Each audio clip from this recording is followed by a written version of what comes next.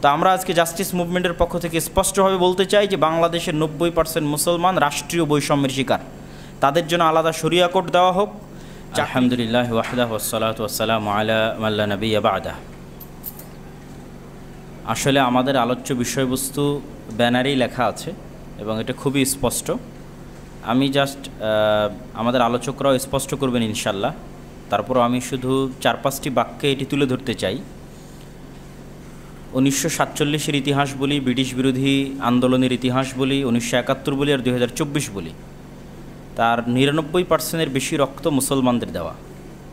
আপনি জরিপ চালান, সেটি যে কোনো আন্দোলন, যেমন 1971-এর মুক্তিযুদ্ধেরও যদি জরিপ চালান যে বীরশ্রেষ্ঠ কতজন, তারা কি, ঠিক 24-এরও যদি দেখেন একই অবস্থা।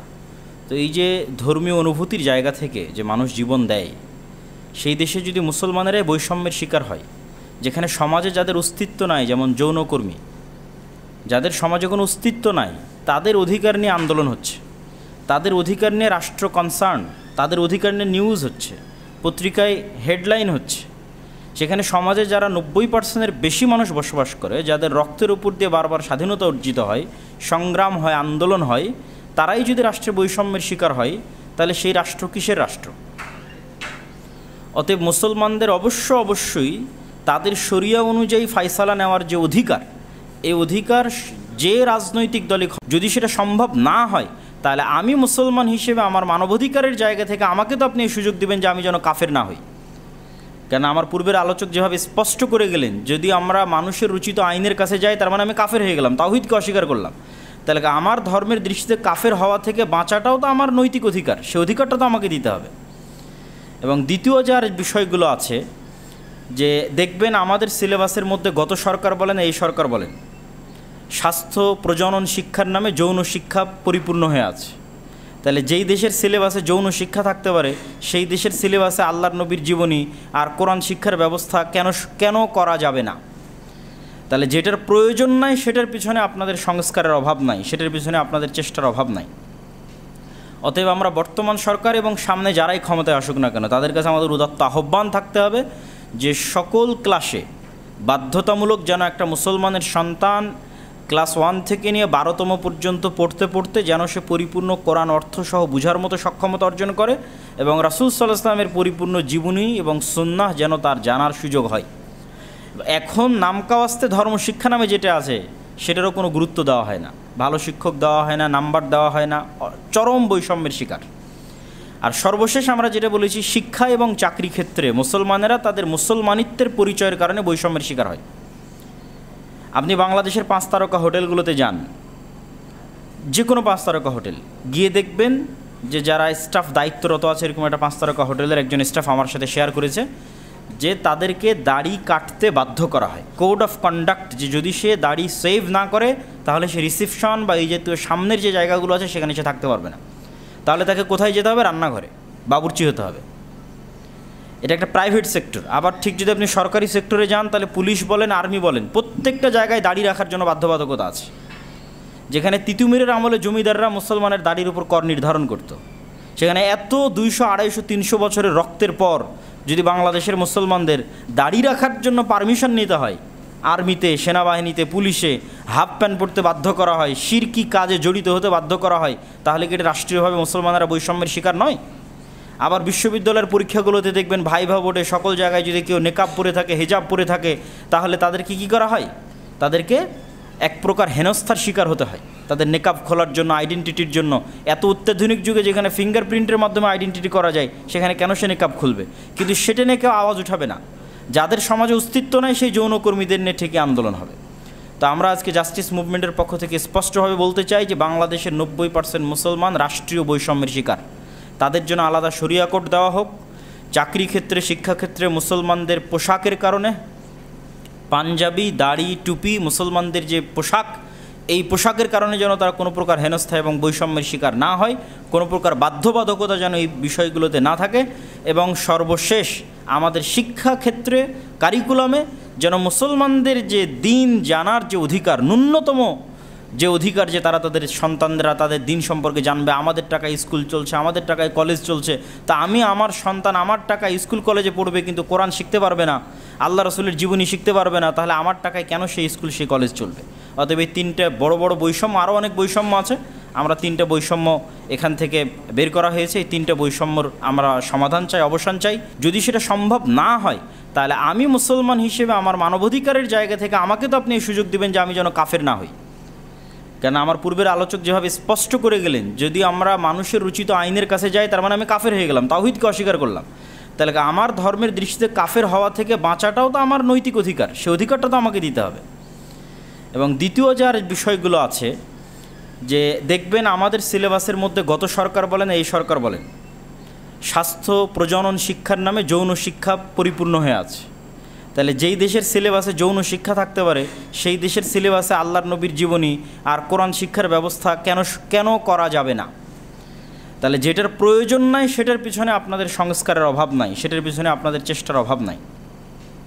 অতএব আমরা বর্তমান সরকার এবং সামনে যারাই ক্ষমতায় আসুক না কেন তাদের কাছে আমাদের উদাত্ত আহ্বান থাকতে হবে যে সকল ক্লাসে বাধ্যতামূলক যেন একটা মুসলমানের সন্তান ক্লাস 1 থেকে নিয়ে 12তম পর্যন্ত পড়তে পড়তে যেন সে পরিপূর্ণ কোরআন অর্থসহ বুঝার মতো সক্ষমতা অর্জন করে এবং রাসূল সাল্লাল্লাহু আলাইহি ওয়াসাল্লামের পরিপূর্ণ জীবনী এবং সুন্নাহ যেন তার জানার সুযোগ হয়। এখন নামকাওয়াস্তে ধর্মশিক্ষা নামে যেটা আছে সেটারও কোনো গুরুত্ব দেওয়া হয় না, ভালো শিক্ষক দেওয়া হয় না, নাম্বার দেওয়া হয় না, চরম বৈষম্যের শিকার। আর সর্বশেষ আমরা যেটা বলেছি, শিক্ষা এবং চাকরি ক্ষেত্রে মুসলমানেরা তাদের মুসলমানিত্বের পরিচয়ের কারণে বৈষম্যের শিকার হয়। আপনি বাংলাদেশের 5 তারকা হোটেলগুলোতে যান, যে কোনো 5 তারকা হোটেল গিয়ে দেখবেন যে যারা স্টাফ দায়িত্বরত আছে, এরকম একটা 5 তারকা হোটেলের একজন স্টাফ আমার সাথে শেয়ার করেছে যে তাদেরকে দাড়ি কাটতে বাধ্য করা হয়। কোড অফ কন্ডাক্ট, যে যদি সে দাড়ি সেভ না করে তাহলে সে রিসেপশন বা এই জাতীয় সামনের যে জায়গাগুলো আছে সেখানে সে থাকতে পারবে না। তাহলে তাকে কোথায় যেতে হবে? রান্নাঘরে বাবুর্চি হতে হবে। এটা একটা প্রাইভেট সেক্টর। আবার ঠিক যদি আপনি সরকারি সেক্টরে যান তাহলে পুলিশ বলেন, আর্মি বলেন, প্রত্যেকটা জায়গায় দাড়ি রাখার জন্য বাধ্যবাধকতা আছে। যেখানে তিতুমিরের আমলে জমিদাররা মুসলমানের দাড়ির উপর কর নির্ধারণ করত, সেখানে এত 200, 250, 300 বছরের রক্তের পর যদি বাংলাদেশের মুসলমানদের দাড়ি রাখার জন্য পারমিশন নিতে হয়, আর্মিতে, সেনাবাহিনীতে, পুলিশে হাফ প্যান্ট পরতে বাধ্য করা হয়, শিরকি কাজে জড়িত হতে বাধ্য করা হয়, তাহলে কি এটা রাষ্ট্রীয়ভাবে মুসলমানেরা বৈষম্যের শিকার নয়? আবার বিশ্ববিদ্যালয়ের পরীক্ষাগুলোতে দেখবেন ভাইভা বোর্ডে সকল জায়গায় যদি কেউ নেকাব পরে থাকে, হিজাব পরে থাকে, তাহলে তাদেরকে কী করা হয়? তাদেরকে এক প্রকার হেনস্থার শিকার হতে হয় তাদের নেকাব খোলার জন্য, আইডেন্টিটির জন্য। এত অত্যাধুনিক যুগে যেখানে ফিঙ্গারপ্রিন্টের মাধ্যমে আইডেন্টিটি করা যায় সেখানে কেন সে নেকাব খুলবে? কিন্তু সেটা নিয়ে কেউ আওয়াজ উঠাবে না। যাদের সমাজে অস্তিত্ব নাই সেই যৌনকর্মীদের নিয়ে ঠিকই আন্দোলন হবে। ওয়ালাইকুম রহমতুল্লাহি ওয়া বারাকাতুহু। আলহামদুলিল্লাহি হামদা শাকিরিন ওয়াসসালাতু ওয়াসসালামু আলা রাসূলিহিল কারীম, আম্মা বা'দ। আলহামদুলিল্লাহ, আল্লাহ রাব্বুল আলামিন পবিত্র কোরআন মাজিদের মধ্যে আমাদের বলেছেন এবং প্রথম ওহী এটা, ইকরা বিসমি রাব্বিকাল্লাযী খলাক, পড়ো তোমার প্রভুর নামে যিনি তোমাকে সৃষ্টি করেছেন। বাংলাদেশের শিক্ষা ব্যবস্থাকে মৌলিকভাবে 2 ভাগে ভাগ করা হয়েছে। একটা হলো ধর্মীয় শিক্ষা আর একটা হলো জেনারেল শিক্ষা। আমি গত কয়েকদিন আগে রিকশায় যাচ্ছিলাম, তো রিকশার ড্রাইভার ভাইয়ের সাথে কথা হচ্ছিল, মুরব্বী মানুষ। তিনি বলছেন যে আমি বিভিন্ন সময় কলেজ বা স্কুল বা বিভিন্ন শিক্ষা প্রতিষ্ঠানের বিভিন্ন ছাত্রছাত্রীদেরকে নিয়ে রিকশায় করে যাই। তো যাওয়ার সময় ছোট ছোট বাচ্চারা তারা এত নোংরা নোংরা ভাষা ব্যবহার করে আমাদের সামনে, আমাদের নিজেদেরই অনেক লজ্জা লাগে। একজন রিকশা ড্রাইভারের এটা হলো তার একটা মন্তব্য। দেখেন, শিক্ষা প্রতিষ্ঠানগুলা আমাদের মাঝে যে 2 ভাগে ভাগ করা হয়েছে, একটাকে একেবারে উন্মুক্ত করে দেওয়া হয়েছে আর একটাকে 4 দেওয়ালের মাঝে বন্দি করা হয়েছে। আপনি যদি দেখেন মাদ্রাসা শিক্ষা এবং যেটাকে বলা হচ্ছে জেনারেল শিক্ষা, তার মানে স্কুল কলেজ ভার্সিটির শিক্ষা, যে শিক্ষা প্রতিষ্ঠানগুলোতে যখন বাচ্চারা শিক্ষা অর্জন করার জন্য যাচ্ছে, আমরা এটা আমাদের চোখের সামনে দেখতে পাচ্ছি। যদি আপনি কোনো ভার্সিটির মধ্যে যান, একটা ছেলে একটা মেয়ে, সে ওই মাঠের মধ্যে ছেলেটা মেয়ের উরুর উপরে মাথা রেখে দ্বিধার্সে শুয়ে আছে। শিক্ষকরাও কিছু বলতে পারে না, যারা সংশ্লিষ্ট দায়িত্বশীল আছে তারাও কিছু বলতে পারে না। আসলে কেন এমনটা হচ্ছে আমাদের মাঝে? তাহলে কি আমাদের আসলে ধর্মীয় জ্ঞানের অনেক অভাব? আসলেই তো অনেক অভাব আছে, সেই অভাবের জায়গাটা আমাদের পূরণ করার চেষ্টা করতে হবে না? আর এই পূরণ করার চেষ্টা যে আমরা করব, আমরা কতটুকু এগিয়ে আসতে পেরেছি চেষ্টা করার ক্ষেত্রে, বা আমাদের কতটুকু ভূমিকা আছে আমাদের সন্তানদের, এই যে আপনি জাতীয় সঙ্গীত নিয়েও যদি বলেন, সেখানে দেখা যাচ্ছে যে ওমা তোমার আকাশ তোমার বাতাস আমার প্রাণে বাজাই বাঁশি, যে কথাটা বলা হচ্ছে, এটা বলার ক্ষেত্রেও একটা শিক্ষা প্রতিষ্ঠানে এই শিরকি একটা জাতীয় সঙ্গীতকে বাচ্চাদেরকে প্রতিদিন সকালে শিরকিয়াতের সাথে তাদের পড়াশোনা স্টার্ট করা হচ্ছে, অথচ সেখানে ধর্মীয় শিক্ষার বালাই মাত্র নাই। যে ধর্ম শিক্ষা নামক যে বইটা আছে, সেখানে না আছে তাওহীদের জ্ঞান, না আছে সুন্নাতের জ্ঞান, মৌলিক বেসিক ধারণাটাও তারা সেখান থেকে পাচ্ছে না। যার কারণেই তো যে সন্তানরা যত বড় হচ্ছে, বড় হওয়ার সাথে সাথে তারা তাদের রুচিবোধ, তারা তাদের চিন্তা চেতনা এমনভাবে সমাজে বাস্তবায়ন করার চেষ্টা করছে, যেগুলো দেখলে আমাদের অনেক আফসোস হয়। একটা প্রতিষ্ঠান থেকে যখন একটা ছাত্র বের হয়, শিক্ষকের সামনে ছাত্র চুলের মধ্যে উদ্ভট কাটিং দিয়ে ঘুরে বেড়ায়, জামার মধ্যে উদ্ভটভাবে দেখা যাচ্ছে ছেঁড়াফাটা জামা পরে ঘুরে বেড়ায়, উদ্ভট প্যান্টটার মধ্যে ছেঁড়াফাটা প্যান্ট পরে সে রাস্তাঘাটে চলাচল করে, অথচ শিক্ষক দেখে। একজন শিক্ষক দাঁড়িয়ে আছে, শিক্ষকের সামনে দেখা যাচ্ছে যে স্টুডেন্ট, তার ছাত্রী, সে বেফাস কথাবার্তাগুলো বলতে কোনো প্রকার দ্বিধা করে না। কেন এমনটা হচ্ছে আমাদের মাঝে, বা কেন এমন পদ্ধতিগুলো আমাদের সমাজে চলছে? কারণ আমাদের শিক্ষা কারিকুলামের মাঝে ধর্মীয় শিক্ষার অনেক ঘাটতি আমরা দেখতে পাচ্ছি। আজকে জাস্টিস মুভমেন্টের পক্ষ থেকে যে আয়োজন করা হয়েছে, আমি এখান থেকে দ্ব্যর্থহীন ভাষায় বলতে চাই যে শিক্ষা কারিকুলামের মাঝে, সেটা প্রাইমারি লেভেল থেকে শুরু করে একেবারে হায়ার লেভেল পর্যন্ত সকল ক্ষেত্রে ধর্মশিক্ষা বাধ্যতামূলক করতে হবে, এবং এটা সময়ের দাবি, যাতে করে মুসলিম ছাত্ররা তারা বৈষম্যের শিকার না হয়, সেদিকে আমাদের দেখতে হবে। এর পাশাপাশি দেখা যাচ্ছে যে স্কুল, কলেজ, ইউনিভার্সিটি যে লেভেলগুলো আছে, সেগুলোকে তো দিনী শিক্ষার দেওয়ার পাশাপাশি সেখান থেকে বিশেষ করে মাদ্রাসা থেকে যে বাচ্চারা বের হবে, মাদ্রাসা থেকে বাচ্চারা বের হওয়ার পরে যখন ইউনিভার্সিটিতে ভর্তি পরীক্ষা দিতে যায়, তখন মার্ক নির্ধারণ করার ক্ষেত্রে, তাদের ভর্তির ক্ষেত্রে অনেক বৈষম্য আছে, এই বৈষম্য দূর করতে হবে। তারপরে দেখা যাচ্ছে যে আলিয়া লেভেল থেকে যখন তারা একটু হায়ার এডুকেশনের দিকে যায়, সেক্ষেত্রেও কোনো শিক্ষা প্রতিষ্ঠানে ভর্তির ক্ষেত্রে বিভিন্ন কোটা সংমিশ্রণ থাকার কারণে সেখানে ভর্তির ক্ষেত্রেও তারা অনেক বৈষম্যের শিকার হচ্ছে। এগুলো থেকে আমাদের বের হয়ে আসতে হবে। উপজেলা লেভেলে মাদ্রাসা মনিটরিং করার জন্য কোনো নির্ধারিত কর্মকর্তা নাই। এই নির্ধারিত কর্মকর্তা জরুরি ভিত্তিতে মনিটরিং যারা করবে, এমন একটা নির্ধারিত স্কুল, কলেজ, ভার্সিটির জন্য যদি থাকতে পারে, মাদ্রাসার জন্য কেন থাকবে না? অবশ্যই মনিটরিং কর্মকর্তা বাধ্যতামূলক করতে হবে। তারপরে শিক্ষকদের বেতনের ক্ষেত্রে জেনারেল শিক্ষা এবং মাদ্রাসা শিক্ষার শিক্ষকদের বেতনের ক্ষেত্রে অনেক বৈষম্য আছে। এই বৈষম্যটা দূর করার জন্য আজকে আমরা জাস্টিস মুভমেন্টের পক্ষ থেকে বাংলাদেশের গভর্নমেন্টের কাছে আমরা দাবি জানাচ্ছি। এরপরে দেখা যাচ্ছে বাংলাদেশের সবচাইতে বড় বৈষম্যের শিকার হলো কওমি মাদ্রাসার শিক্ষক এবং ছাত্রী যারা আছে তারা। শিক্ষকরা তো সেখান থেকে সরকারিভাবে কোনো অনুদান পায় না, বরং বিভিন্ন জায়গা থেকে দান সাদাকার টাকা নিয়ে দেখা যাচ্ছে যে এই কওমি মাদ্রাসাগুলো চালাতে হয়। তো আজকে জাস্টিস মুভমেন্টের পক্ষ থেকে আমরা দাবি জানাতে চাই যে কওমি মাদ্রাসা লেভেল যেগুলো আছে, সরকার যাতে করে গুরুত্ব দেয়, গুরুত্ব দিয়ে কওমি মাদ্রাসা শিক্ষকদের সরকারি বেতনের ব্যবস্থা করা, এবং সেখানে যে ছাত্ররা পড়াশোনা করে প্রাইমারি লেভেলগুলোতে, স্কুলে যেমন ছাত্রদের দুপুরে খাবারের ব্যবস্থা থাকে বা বিভিন্ন চাহিদা পূরণের বিভিন্ন আয়োজন আছে, যাতে করে কওমি মাদ্রাসাগুলোতে স্কুলের পাশাপাশি সে আয়োজনগুলো হয়। এই উদ্যোগ আমরা জাস্টিস মুভমেন্টের পক্ষ থেকে জানাচ্ছি, যাতে করে যারা সংশ্লিষ্ট দায়িত্বশীল কর্মকর্তা আছে তারা যেন বিষয়টাকে গুরুত্ব দেয়। আজকে আমরা দাবি জানাচ্ছি। আল্লাহ রাব্বুল আলামিন আমাদের বোঝার তৌফিক দান করুন। মাদ্রাসা শিক্ষা এবং জেনারেল শিক্ষার মাঝে যে বৈষম্যগুলো আছে, বৈষম্য দূর করতে গেলে আমাদের সবাইকে দিনের জ্ঞান অর্জন করতে হবে। বিশেষ করে স্কুলের কারিকুলামটা এমনভাবে সাজাতে হবে যাতে করে এসএসসি পরীক্ষা দেওয়ার আগে অন্তত কোরআন মাজিদের বেসিক ধারণার পাশাপাশি কোরআন মাজিদ মুখস্থ করতে পারে, সিরাতের জ্ঞান অর্জন করতে পারে, রাসূলের জীবনী সম্পর্কে জানতে পারে। বিভিন্ন ব্যক্তির জীবনী বিভিন্ন বইয়ে থাকে, রাসূলের জীবনী কেন থাকতে পারে না?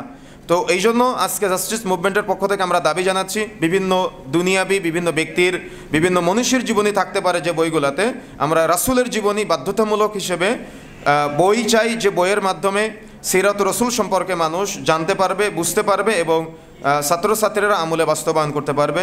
নবী মুহাম্মদ রাসূলুল্লাহ সাল্লাল্লাহু আলাইহি সাল্লামের আদর্শে যাতে করে তা আদর্শিত হতে পারে। আল্লাহ রাব্বুল আলামিন সংক্ষিপ্ত সময়ে আমাদের যে কথাগুলো বললাম আমাদের বোঝার, জানার এবং মানার তৌফিক দান করুন। আল্লাহুম্মা আমিন। আসসালামু আলাইকুম ওয়া রাহমাতুল্লাহি ওয়া বারাকাতুহু। তাওহীদের আরেকটি প্রকার হলো তাওহীদুল উলুহিয়া, তাওহীদুল ইবাদাহ। ইবাদতের ক্ষেত্রেও আল্লাহ রাব্বুল আলামিনকে একক হিসাবে, একমাত্র মাবুদ হিসাবে মেনে নিতে হয়। এই কারণে আমরা কালেমাটা পড়ি লা ইলাহা ইল্লাল্লাহ, মানে লা মা'বুদা বিহাক্কিন ইল্লাল্লাহ, আল্লাহ ছাড়া সত্য আর কোনো মাবুদ নাই। তাহলে আল্লাহকে একমাত্র সত্য মাবুদ হিসাবে আমরা মেনে নেওয়ার ক্ষেত্রে প্রতিশ্রুতিবদ্ধ। এই তাওহীদুল উলুহিয়াতটা তিন ভাগে বিভক্ত। তাওহীদুল উলুহিয়ার প্রথম প্রকার যেটি, সেটি হলো তাওহীদুল মাহাব্বাহ। দ্বিতীয় প্রকার যেটি, সেটি হলো তাওহীদুত তাআ। তৃতীয় প্রকার যেটি, সেটি হলো তাওহীদুন নুসুক ওয়া শাআয়ের। এই যে দ্বিতীয় প্রকার যেটি তাওহীদুত তাআ, আনুগত্যের তাওহীদ, অর্থাৎ একমাত্র আনুগত্য করতে হবে আল্লাহ রাব্বুল আলামিনের। এই আনুগত্যের ক্ষেত্রে এই তাওহীদুত তাআ যেটি, আনুগত্যের তাওহীদ যেটি, এটার মধ্যে সবচেয়ে গুরুত্বপূর্ণ বিষয় হলো তিনটি জিনিস। একটি হলো হুকুম, একটি হলো তাহাকুম, একটি হলো তাহকিম। এই হুকুমের ক্ষেত্রে, হুকুম মানে আইন, হুকুম মানে ল, হুকুম মানে বিধান। হুকুমের ক্ষেত্রে একমাত্র আল্লাহকে আমাদের মাবুদ মানতে হবে। ইনিল হুকমু ইল্লা লিল্লাহ, কোরআনে কারিমে কয়েক জায়গায় আল্লাহ পাক বলছেন ইনিল হুকমু ইল্লা লিল্লাহ, যে আল্লাহ ছাড়া আমাদের আর কোনো হুকুম দাতা, আদেশ দাতা, আইন দাতা আর কেউ নাই। তাহলে হুকুমের ক্ষেত্রে আল্লাহর তাওহীদ। আবার পাশাপাশি তাহাকুম, তাহাকুমের ক্ষেত্রেও তাওহীদ লাগবে। তাহাকুম মানে যে দুইজনের মধ্যে কোনো ধরনের বিরোধ দেখা দিল, তো এই বিরোধটার ফয়সালা কে করবে? এই দুইজনের বিরোধ যে যিনি ফয়সালা করবেন, এটাকে বলা হয় তাহাকুম। আল্লাহ পাক সূরা আন-নিসার 59 এবং 60 নম্বর আয়াতে আল্লাহ পাক বলছেন, আলাম তারা ইলাল্লাযীনা ইয়াজউমুনা আন্নাহুম আমানু বিমা উনসিলা ইলাইকা ওয়া মা উনসিলা মিন ক্বাবলিক ইউরিদুনা আন ইয়াতাহাকামু ইলাত তাগুত ওয়া কাদ উমিরু আন ইয়াকফুরু বি। যে কিছু লোক আছে যারা দাবি করে যে আমরা ঈমান আনছি আল্লাহর উপরে, আল্লাহ যা নাজিল করছেন তার উপরে, কিন্তু ইউরিদুনা আন ইয়াতাহাকামু ইলাত তাগুত, যখন তাদের মধ্যে কোনো বিষয় নিয়ে দ্বন্দ্ব হয়, যখন কোনো বিষয় নিয়ে বিরোধ হয়, এই বিরোধ নিষ্পত্তির জন্য তারা ফয়সালার জন্য যায় তাগুতের কাছে। অথচ আল্লাহ পাক বলেন ওয়াকাদ উমিরু আন ইয়াকফুরু বি, তাগুতকে অস্বীকার করার জন্য তাদেরকে নির্দেশ দেওয়া হয়েছে। কারণ ঈমানের মূল বিষয় ওয়ামা ইয়াকফুর বিত তাগুত ওয়া ইউমিন বিল্লাহ, প্রথমেই তাগুতের প্রতি কুফরি করতে হবে, তাগুতকে অমান্য করতে হবে। কিন্তু দেখা গেছে আমরা বিচার ফয়সালার জন্য তাগুতি আইনের কাছে ফয়সালার জন্য যাচ্ছি। তাহলে এখানে আমাদের তাওহীদ লঙ্ঘন হচ্ছে, ঈমানের লঙ্ঘন হচ্ছে। ঈমানের দাবি আমার যখন কোনো ফয়সালার দরকার হবে, মুসলিমে কোনো বিচার ফয়সালা, এমনকি নবী সাল্লাল্লাহু আলাইহি ওয়াসাল্লামের যুগে কোনো অমুসলিমও যদি কোনো বিচার চাইতো, তো তাও নবী সাল্লাল্লাহু আলাইহি ওয়াসাল্লামের কাছে যাইতেন।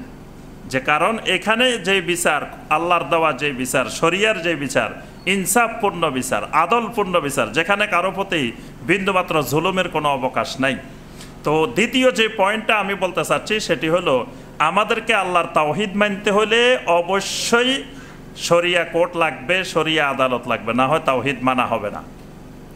আমরা যে সবসময় বলি তাওহীদ কায়েম করতে হবে, দিন কায়েম মানে তাওহীদ কায়েম। তো তাওহীদ কায়েম মানে কি? তাওহীদেরই এটা অংশ যে বিচার ফয়সালার ক্ষেত্রেও আল্লাহকে আইনদাতা মানতে হবে এবং আল্লাহর আইনের ভিত্তিতে আলাদা কোর্ট থাকতে হবে। আমরা তো চাই পুরা কোর্টই আল্লাহর আইনের ভিত্তিতে হবে। তো সেখানে আল্লাহর আইনের ভিত্তিতে যদি পুরা কোর্টও না হয়, কিন্তু যে মুসলিম, এটা তার একটা গণতান্ত্রিক অধিকার, যেই দেশে আমি চাই যে কোরআন অনুযায়ী চলবো, এটা আমার অধিকার। প্রত্যেক মুসলিম চাইতে পারে যে আমি আল্লাহর আইন অনুযায়ী চলবো, আমি মুসলিম, আমি কোরআন হাদিসের আইন অনুযায়ী চলবো। তা এখন কোরআন হাদিসের আইন অনুযায়ী চলতে গেলে আমি বিচারটা তো চাওয়ার আমার অধিকার থাকতে হবে যে আমি কোরআন হাদিসের আইন অনুযায়ী বিচার চাই। তো এইরকম একটা আদালত লাগবে যেখানে আমাকে কোরআন হাদিসের আইন অনুযায়ী বিচার ফয়সালা দিবে। আমরা যে কোনো ফয়সালার ক্ষেত্রে যাই বলবো যে এই ক্ষেত্রে আমাদেরকে কোরআন সুন্নাহ অনুযায়ী, শরিয়া অনুযায়ী রায় দেন। এই শরিয়া কোর্টের আরও বড় উপকারিতা আমরা আজকে দেখি, আমাদের দেশে দেখেন আদালতগুলোতে কোর্টে হাজার হাজার মামলা জট হয়ে আছে, বছরকে বছর চলতেছে, মামলা শুরু হয়েছে শেষ নাই, বাপ মরে গেছে ছেলে চালাইতেছে, ছেলে মরে গেছে নাতি চালাইতেছে, কিন্তু মামলার শেষ নাই। কিন্তু শরিয়ার আইনগুলো, শরিয়ার বিধানগুলো এই যে দীর্ঘসূত্রিতা, এই দীর্ঘসূত্রিতা বন্ধ করে দিবে। শরিয়ার বিচারগুলো, কোরআন সুন্নাহর যে বিচারগুলো, এগুলো দ্রুত গতিতে খুব অল্প সময়ে এগুলোর বিচার হয়ে যায়। কারণ এগুলোর যে প্রক্রিয়া, এই প্রক্রিয়া কখনোই এরকম মামলার জট হয় না। এই জন্য দেখবেন যুগে যুগে খোলাফায়ে রাশেদিনের যুগে, উমাইয়া যুগে, আব্বাসী যুগে কোর্টের মধ্যে এরকম হাজার হাজার মামলা জমা পড়ে নাই। এটা মানব রচিত আইনের কুফল যে এটাতে এরকম দীর্ঘ মামলার জট, বছরকে বছর। যে মামলার বাদী সেই মামলার রায় হওয়ার আগে মারা গেছে, তার ছেলেও মারা গেছে, তার নাতির আমলেও চলতেছে এই মামলা। তাহলে এই দীর্ঘসূত্রিতা থেকে বাঁচারও একটা বড় মাধ্যম যে শরিয়া আইন, শরিয়া ল বাস্তবায়ন করা, শরিয়া কোর্ট বাস্তবায়ন করা। এরপরে সর্বশেষ আমি যে পয়েন্টটা বলে শেষ করব সেটি হলো যে আমাদের আরও অনেক আলোচক আছেন, ওনাদেরকে সময় দিতে হবে, ইনশাল্লাহ সবাই এই বিষয়গুলোর উপরে আলোচনা করবেন। তো এই ক্ষেত্রে শরিয়া কোর্ট না থাকা এটা মুসলিমদের প্রতি একটি বড় ধরনের বৈষম্য, যে অথচ আমরা এই দেশে সংখ্যাগরিষ্ঠ মুসলিম, কিন্তু আমরা নিজেরাই বৈষম্যের শিকার। যে দেখা গেছে আমরা মুসলিম, আমি আমার ধর্ম পালন করতে পারতেছি না, আমি আমার ইসলাম পালন করার স্বাধীনতা পাইতেছি না, আমি আমার কোরআন সুন্নাহ মানার স্বাধীনতা পাইতেছি না। তো এটাই তো সবচেয়ে বড় বৈষম্য। এই বৈষম্যের আমরা নিরসন চাই, এবং এই বৈষম্য এই দেশে নিরসন হোক। এবং এই দেশের প্রত্যেক মুসলমান, বাংলাদেশের যত মুসলমান আছে, আমার মনে হয়, আমার বিশ্বাস 99% উপরে মুসলিম চায় যে এই দেশে শরিয়া কোর্ট থাকুক, শরিয়া কোর্টের আইন বাস্তবায়ন থাকুক। কিছু হয়তো যারা প্রকাশ্য ইসলাম বিরোধিতা করে, যারা নাস্তিকতা করে, যারা দ্বীনের বিরুদ্ধে কথা বলাকে পছন্দ করে, চায়, তারা হয়তো সামান্য গুটি কয়েক থাকতে পারে। এর বাহিরে সমস্ত মুসলিম চায় যে এই বাংলাদেশে এটি একটি স্বাধীন সার্বভৌম মুসলিম দেশ, এই দেশে আলাদা শরিয়া কোর্ট থাকুক, এটা বাস্তবায়িত হোক, এটা এই দেশের সমস্ত মুসলিমের দাবি।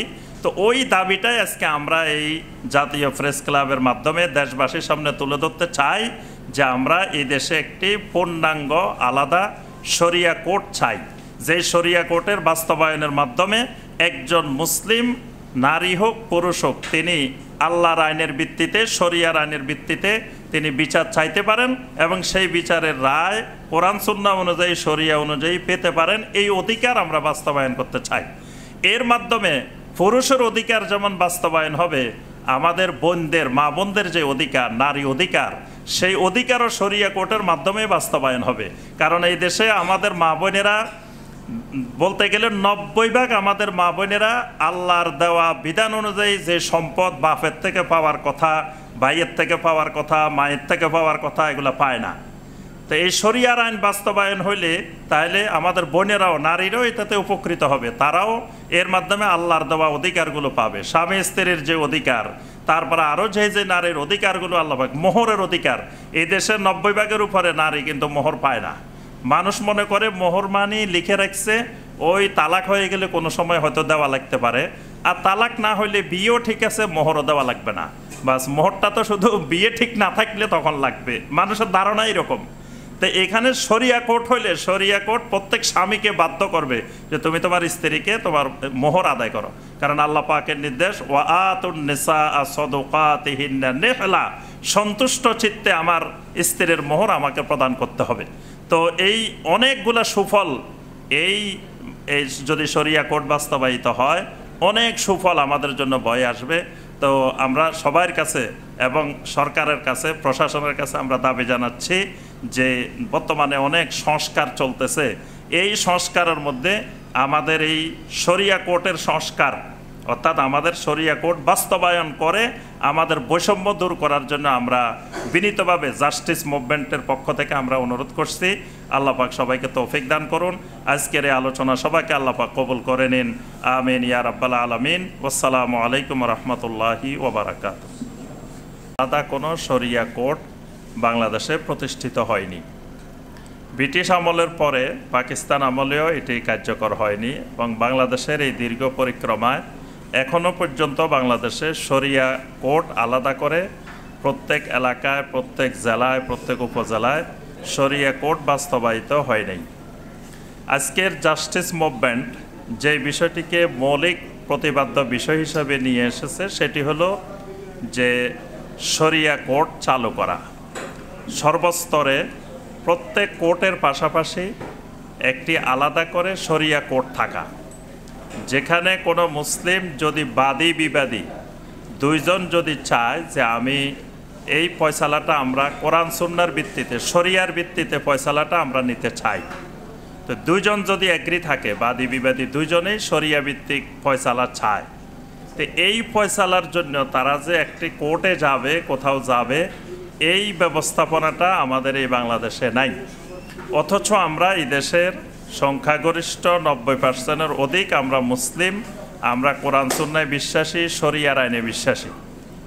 তো আমি সংক্ষেপে তুলে ধরার চেষ্টা করব এই শরিয়া কোর্ট স্থাপন করার আবশ্যকতা কি, কেন শরিয়া কোর্ট স্থাপন করা জরুরি। 1 নম্বর কারণ, একজন মুসলিম তিনি ইসলামী শরিয়ার আইন কানুন মেনে চলতে তিনি বাধ্য। আল্লাহ রাব্বুল আলামিন প্রত্যেক ঈমানদারের উপরে শরিয়া আইন ইসলামী শরিয়াকে মেনে চলা বাধ্যতামূলক করেছেন, ফরজ করেছেন।